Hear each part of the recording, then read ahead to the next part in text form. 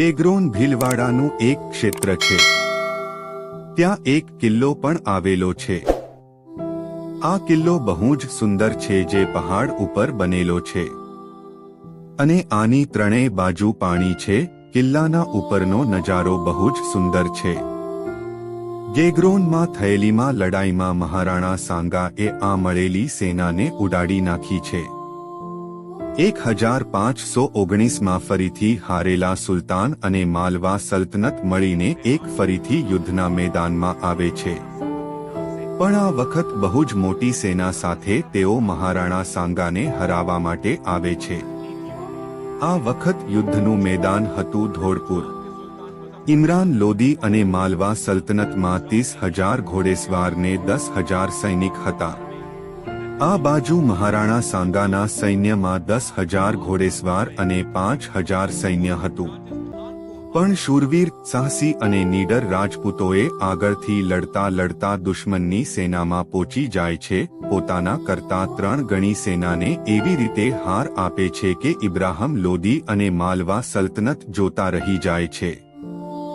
આ યુદ્ધમાં રાજપૂતોની જીત થાય છે.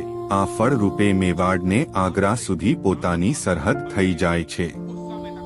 આના પછી પણ ઘણા યુદ્ધ મહારાણા સાંગા લડે છે. એવું માનવામાં આવે છે કે મહારાણા સાંગા 100 યુદ્ધ લડ્યા હતા. એમાંથી એક જ યુદ્ધ હાર્યા હતા. સાલ 1526માં બાબર 5મી વાર ભારત જીતવાનો પ્રયત્ન કરે છે ને આ વખત પાણીપત પેલી જ લડાઈમાં ઇબ્રાહિમ લોદીને હરાવીને દિલ્હીનો સુલતાન બની જાય છે. દિલ્હીનો સુલતાન બન્યા પછી 1527માં બાબર પોતાની એક સૈન્ય ટુકડીથી બયાના કિલ્લાને જીતી લે છે. આ બાજુ મહારાણા સાંગા પોતાનું સૈન્ય લઈને નીકળી પડે છે બાબરની સાથે યુદ્ધ કરવા માટે.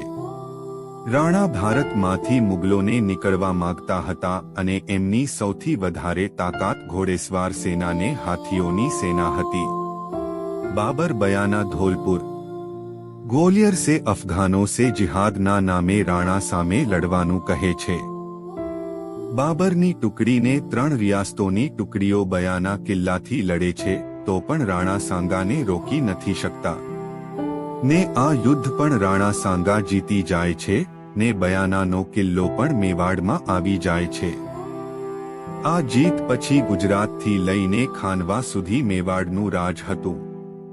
ખાનવા હાલના આગ્રાથી 46 કિલોમીટર દૂર પશ્ચિમમાં છે ને આ ખાનવામાં એક એવી લડાઈ થાય છે જેમાં રાણા સાંગા નથી જીતતા.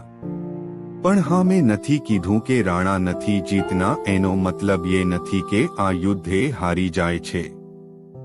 16 માર્ચ 1527 એક બાજુ હતી મુગલ સલ્તનત બાબર, હુમાયું, બૈરમ ખાનની સેના, જેમાં 50,000 સૈનિક હતા. બીજી બાજુ હતા 80,000 રાજપૂતો. જે બધા જ રાજપૂતો રાણા સાંગાના નેતૃત્વ નીચે જીવ લેવાને જીવ આપવા તૈયાર હતા. બાબર સૈન્યમાં 2 વસ્તુ નવી હતી જે ભારતના ઇતિહાસમાં પહેલીવાર દેખાઈ હતી. એક હતી ટોપ, બીજી હતી બંદૂક. 100 લોકો મેચલોક મુસ્કેટ્સ લઈને ઊભા હતા. રાજપૂતોને આદત હતી ખુલ્લા મેદાનમાં સામેથી તેજ ઘોડાઓ સાથે લડાઈ કરવાની. બાબરે સૌથી પહેલા તોપો રાખી હતી, પછી બંદૂર સૈન્ય, તેના પછી રાખી હતી મુગલોની શાહી મુગલ ઘોડસવાર સૈન્ય. રાજપૂતાના સૈન્યમાં સૌથી પહેલા હાથી હતી, પછી ઘોડે સવાર સૈનિક હતા અને એના પાછળ ચાલતા સૈનિકો હતા. જ્યારે લડાઈ શરૂ થાય છે ત્યારે તોપોને અવાજને કારણે રાજપૂત સેનામાં ઘોડા અને હાથીઓમાં હડકંપ મચાઈ જાય છે અને હાથી પાછા રાજપૂત સેના તરફ દોડે છે. આવું આ પહેલી વાત થઈ ગયું હતું, કેમ કે પહેલું આવું કોઈ યુદ્ધમાં જોવા મળ્યું હતું. આના કારણે હાથીને ઘોડોને યુદ્ધ મેદાનથી દૂર લઈ ગયા. તોપો કારણે કઈ રાજપૂત સૈનિકોના મોત પણ થઈ ગયા. એને ચારે બાજુ ધુમાડો છવાઈ ગયો.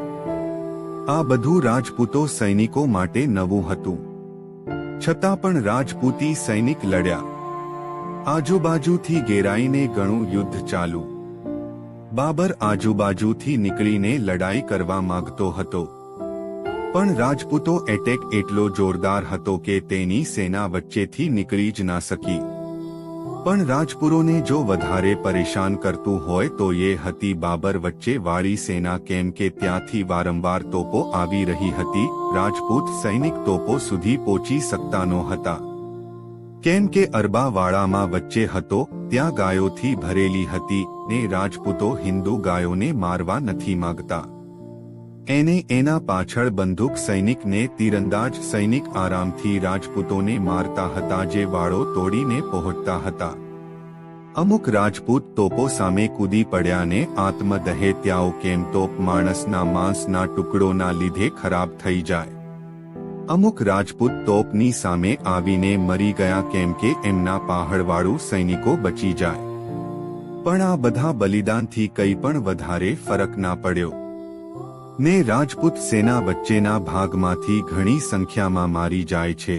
આ વચ્ચેવાળા ભાગને સશક્ત કરવા માટે ફરીથી રાણા પોતાને હાથીને લઈને આવે છે.